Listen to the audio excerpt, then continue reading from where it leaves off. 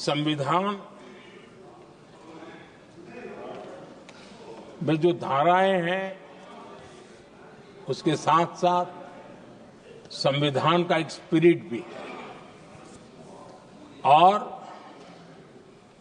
संविधान को मजबूती देने के लिए संविधान की भावना को जीना पड़ता है। और मैं आज उदाहरणों के साथ बताना चाहता हूं। हम वो लोग हैं जो संविधान को जीते हैं।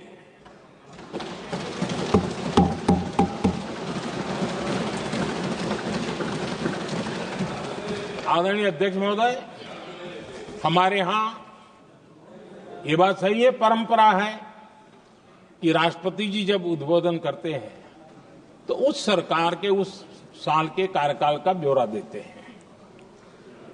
उसी प्रकार से राज्यों में गवर्नर का जो उद्बोधन होता है सदन में, वो उस राज्य के कार्यकलापों का ब्यौरा देते हैं। संविधान और लोकतंत्र का स्पिरिट क्या होता है? जब गुजरात के 50 वर्ष हुए, गोल्डन जुबली ईयर मना रहे थे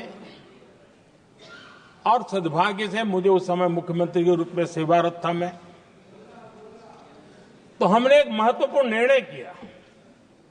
हमने किया इस गोल्डन जुबली ईयर में पिछले 50 वर्ष में सदन में जितने भी गवर्नर के भाषण हुए, मतलब उस समय की सरकारों का ही वाहवाही उसमें होती है, हमने कहा कि उन 50 साल में जितने भी गवर्नर के भाषण हुए हैं सबको ही एक पुस्तक के रूप में तैयार किया जाए, ग्रंथ बनाया जाए और आज सभी लाइब्रेरीज में वो ग्रंथ अवेलेबल है।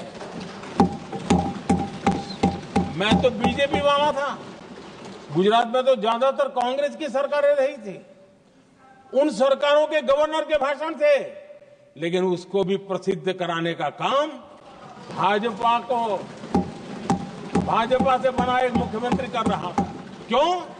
हम संविधान को जीना जानते हैं, हम संविधान को समर्पित हैं, हम संविधान के स्पिरिट को समझते हैं। आदरणीय अध्यक्ष जी,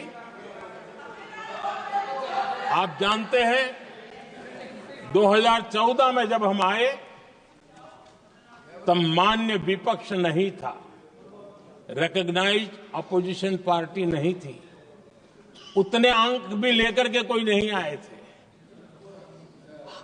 भारत के अनेक कानून ऐसे थे कि हमें पूरी स्वतंत्रता थी उस कानून के हिसाब से काम करने की। अनेक कमेटियां ऐसी थी जिसमें लिखा था लीडर्स ऑफ अपोजिशन उसमें आएंगे, लेकिन अपोजिशन था ही नहीं, रिकॉग्नाइज्ड अपोजिशन नहीं था। ये हमारा संविधान जीने का स्वभाव था, ये हमारा संविधान का स्पिरिट था, ये हमारी लोकतंत्र की मर्यादाओं का पालन करने का इरादा था।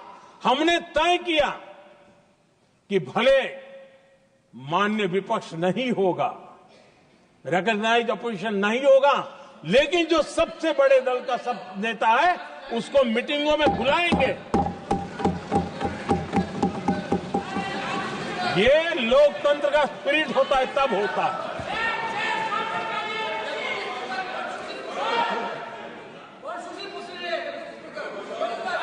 चुनाव आयोग की कमेटियां, आदरणीय अध्यक्ष जी, पहले तो प्रधानमंत्री फाइल करके निकालते थे।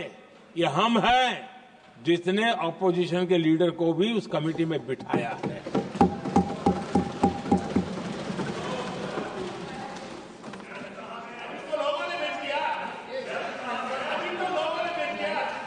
और हमने इसके लिए कानून भी बनाया और आज विधिवत रूप से इलेक्शन कमीशन बनेगा तो अपोजिशन लीडर भी उसके निर्णय की प्रक्रिया में हिस्सा होंगे। ये काम हम करते हैं